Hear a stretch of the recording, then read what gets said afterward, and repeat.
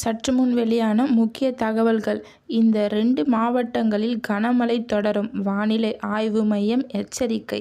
இதை பற்றி தகவல்களை தான் அந்த வீடியோவில் பார்க்க போகிறோம். கீழே இருக்க ரெட் கலர் பட்டனை கிளிக் பண்ணி சப்ஸ்கிரைப் பண்ணிக்கோங்க. பக்கத்தில் இருக்கிற பெல் ஐக்கானையும் மறக்காமல் கிளிக் பண்ணி வச்சுக்கோங்க.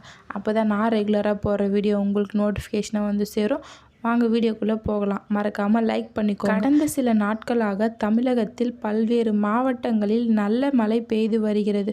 குறிப்பாக மேற்கு தொடர்ச்சி மலையை ஒட்டியுள்ள கோவை, நீலகிரி மாவட்டங்களில் கடந்த சில நாட்களாக மழை பெய்து வருகிறது. இந்த நிலையில் அடுத்த 3 நாட்களுக்கு கோவை மற்றும் நீலகிரியில் கனமழை தொடரும் என சென்னை வானிலை ஆய்வு மையம் தெரிவித்துள்ளது. இதையடுத்து நாளை ஜூன் 17ஆம் தேதி தமிழகத்தில் ஓரிரு இடங்களிலும், புதுவை மற்றும் காரைக்கால் பகுதிகளிலும் இடி மின்னலுடன் கூடிய லேசான முதல் மிதமான மழை பெய்யக்கூடும். ஓரிரு இடங்களில் பலத்த தரைக்காற்று மணிக்கு 30 முதல் 40 கிலோமீட்டர் வேகத்தில் வீசக்கூடும். கோயம்புத்தூர் மாவட்ட மலைப்பகுதிகள் மற்றும் நீலகிரி மாவட்டத்தில் ஓரிரு இடங்களில் கனமழை பெய்ய வாய்ப்புள்ளது.